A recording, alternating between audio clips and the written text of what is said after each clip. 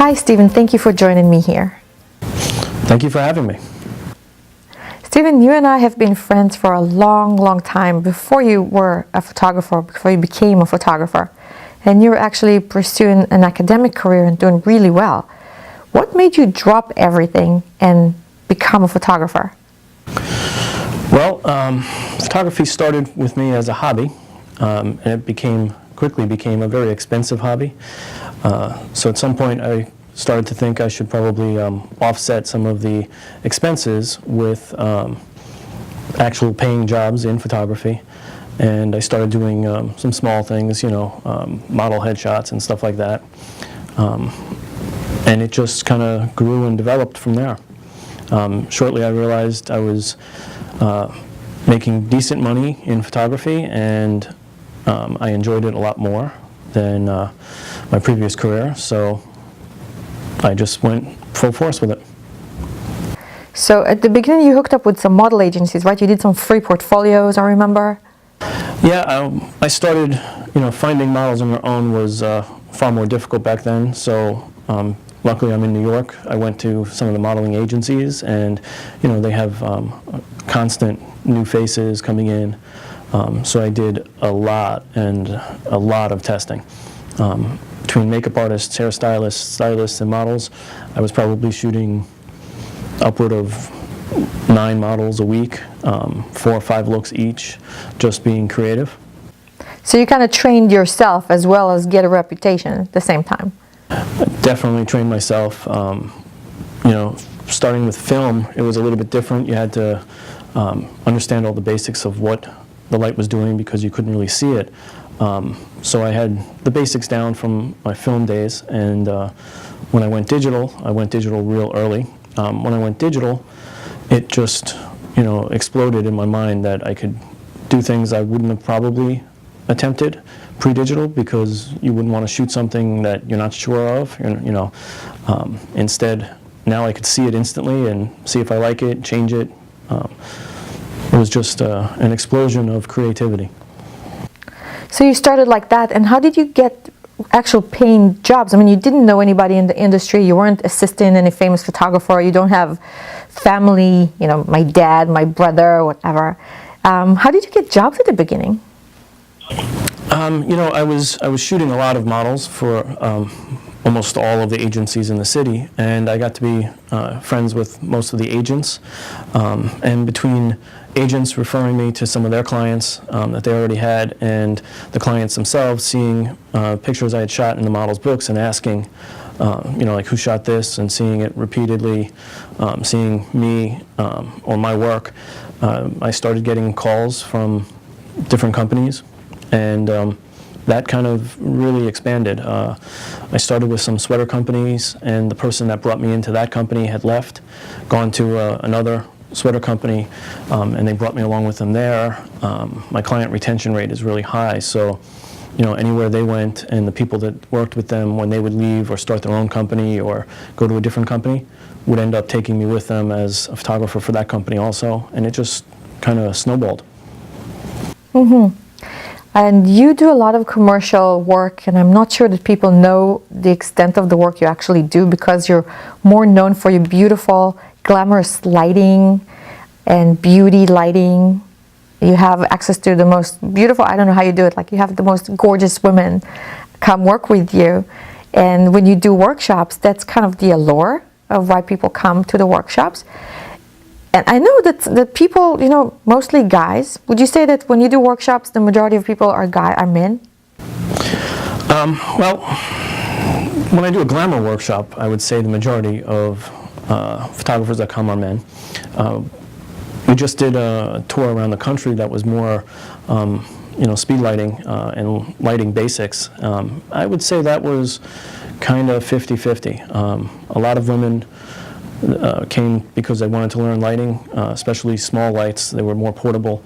It was less glamour based. It was far more event and fashion lighting styles. So it really depends on the type of workshop. Glamour ones, typically, yeah, glamour have more male attendees. No, I know some people that come up and ask me, guys, that they want to start doing some fashion photography, but more on the glamour side, just because, you know, they gravitate towards that, beautiful women in swimsuits and lingerie. But they don't want to come across as, you know, a horny guy, I just want to see you naked type of thing. They really want to do some nice photography. Any tips for them on how to approach a model and not sound too perverted? You know, I never even gave it much thought. It was one of those things where I would literally just walk up to somebody and say, you know, hi, I'm a photographer, you know, I'm interested in possibly shooting you, if you'd be interested. It's rare that I do that nowadays on the street because we generally go to agencies, but it's really demeanor.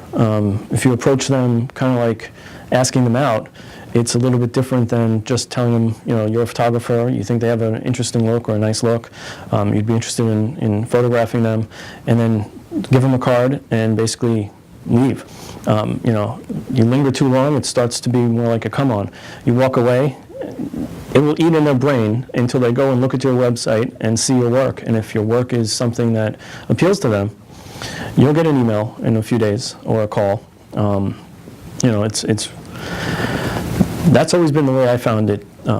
It works out pretty easy. I have seen people that would approach somebody and it's, rather than just, you know, right to the point, they're start asking them questions about, you know, what do they do, and, you know, all of a sudden it starts to become more like they're hitting on the girl, rather than just saying, hey, I'm a photographer, I think you have the potential to be, you know, an attractive model.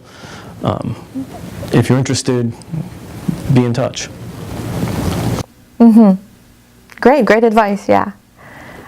You have your own very unique style of look. Like the images, when I look at the images, I know that you shot them.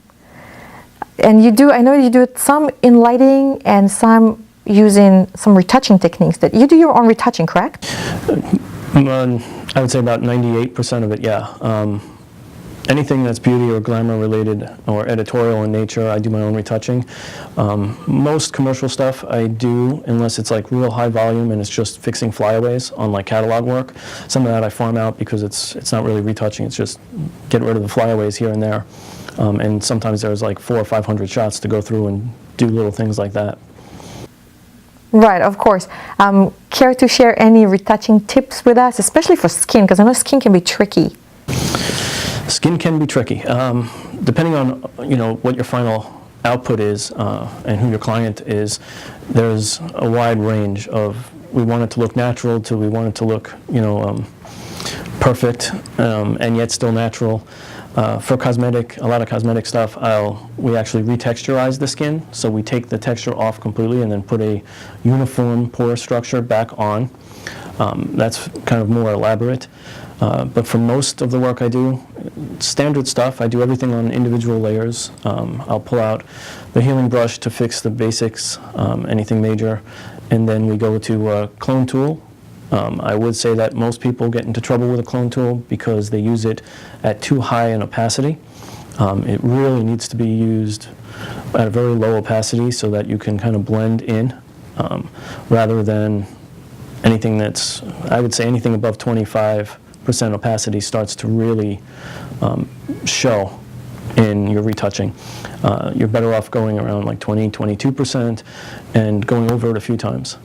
The other thing I find, people leave lots of signs of their retouching because they're using either a hard clone tool, which leaves a hard edge, or too small of a clone tool. They're trying to be delicate and instead leaving trails of where they did their retouching. So I would definitely recommend low opacity, as big a soft brush as you can get, and really it's a matter of seeing it and knowing when it's too much. One of the things that's very difficult to teach people is what's too much. Everybody that over-retouches, when you ask them, do you think it's over-retouched? If they did, they wouldn't have done it. They think it looks good, and then a few years later, maybe they, learn new techniques, and they look back and they go, "Oh my God, how did I do that? Why was it so overdone?" The problem is, at the time, it looks right to them, and that's very difficult to teach somebody. I learned it by trial and error, really. At the beginning, I'm sure I over-retouched a bit myself. Some people still think I do, depending on who you ask. Yeah, because they look very perfect, like your images look perfect. And perfection doesn't really exist this way, but hey, it's an art. That's why we go to the movies, and that's why we look at paintings and photography. Perfection, I typically do strive for that in a picture. It's very rare that I would leave anything that I can retouch off. I like things to be perfect, skin to look perfect. It's just the style. Some people like it. Some people want it to be more real. Sure. No, absolutely. I have a gear-related question. I know since you've been with Canon for so long, you've been an explorer of light, you probably have and you own every piece of gear and lens Canon's ever made. I'm sure they gave you one to try out. But if you had to go to a desert island, what lens or pair of lenses would you take with you? Interesting. Most people are going to expect me to say a prime, and in the past I probably would have. I'm a long lens shooter. I shoot everything at minimum of like 135 and up generally.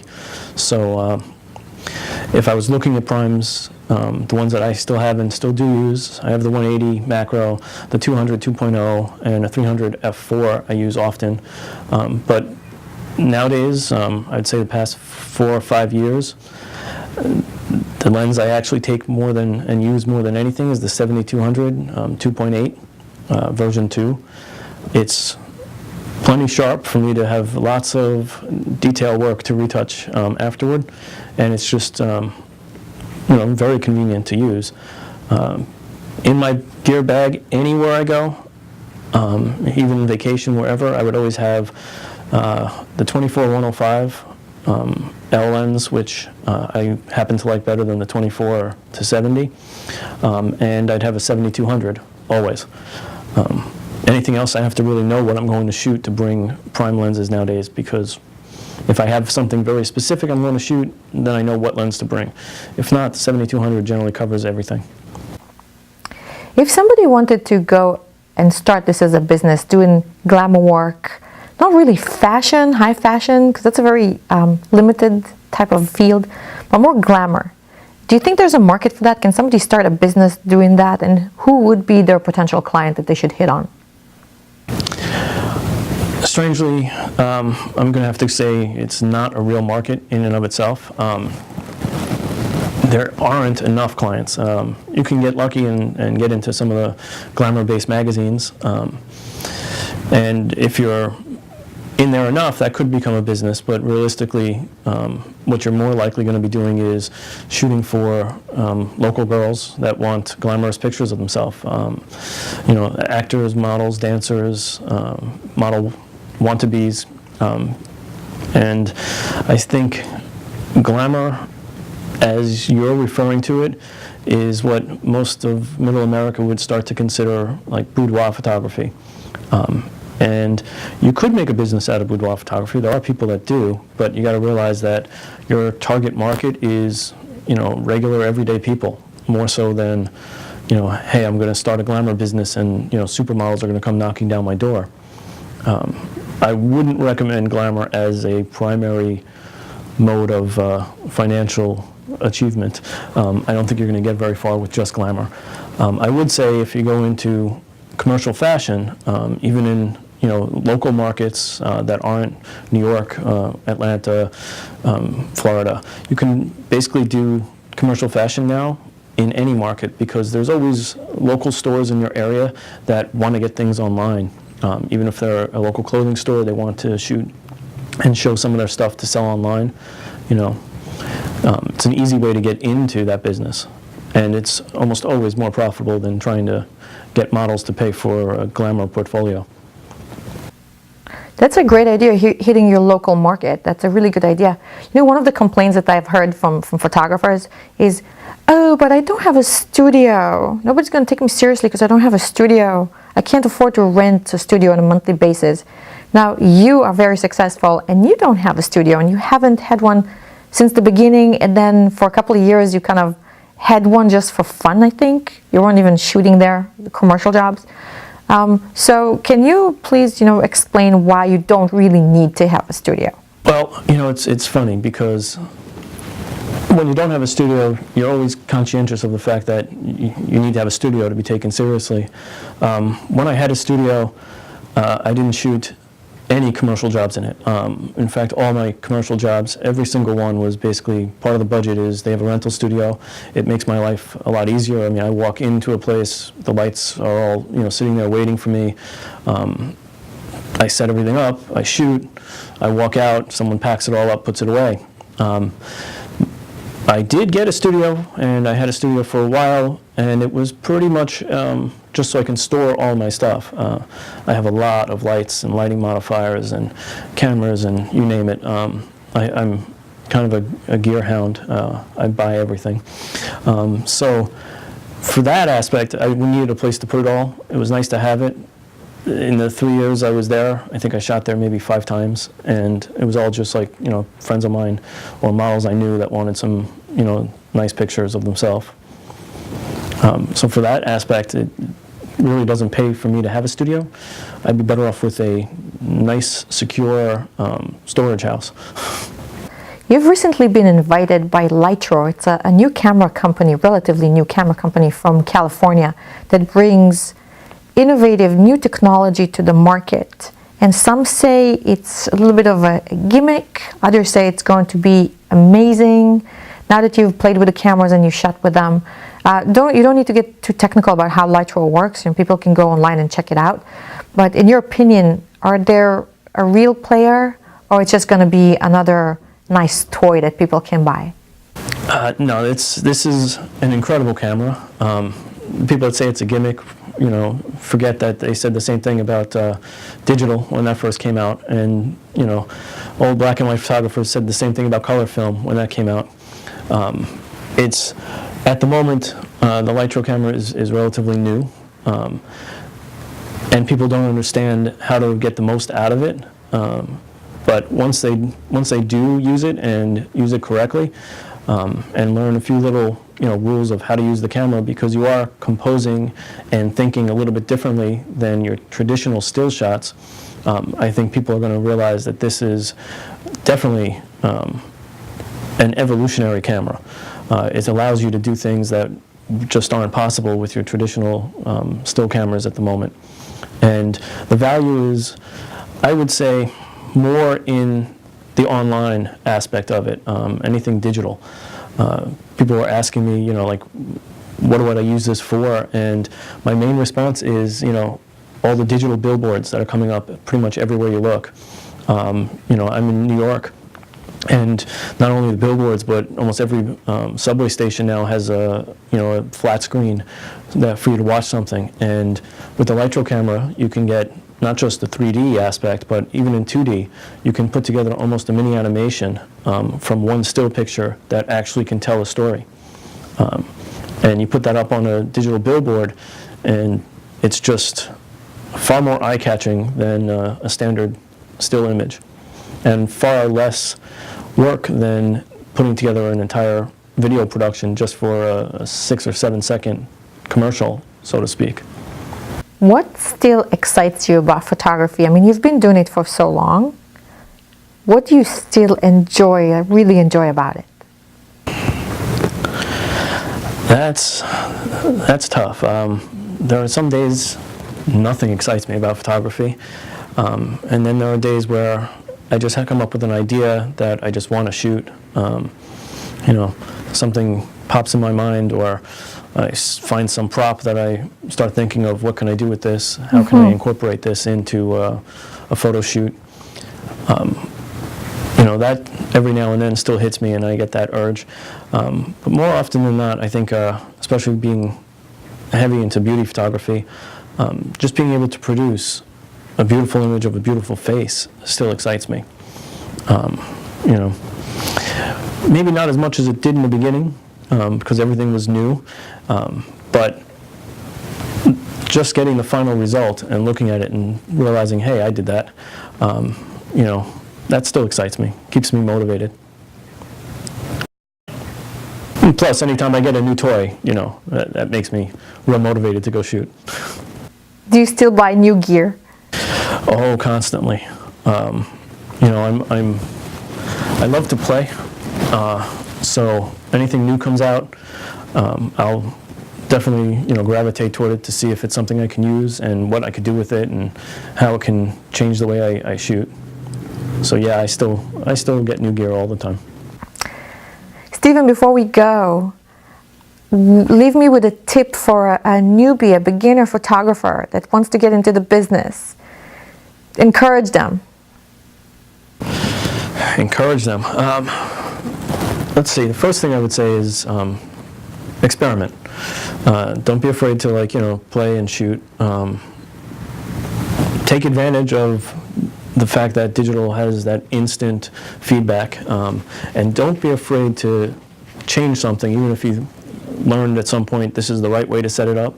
You know, at the workshops, I find a lot of people come in and they learned a couple of lighting techniques where, you know, they put the lights in a certain spot, and that's great. You know, I approve of that, but that doesn't work for everybody and every face. And you know, if they get stuck in that pattern of this is where the lights are supposed to be, I encourage people to look at the image and say, that might be where it's supposed to be, but is that the most flattering?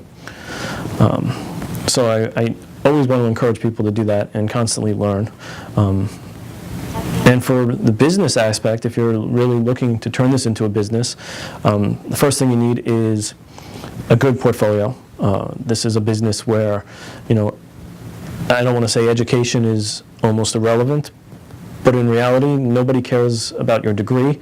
They only care about what you can produce. The most important thing in that is not only producing good quality work that people like, but consistency, because people will hire you to do what you've done before, and you need to be able to do that consistently.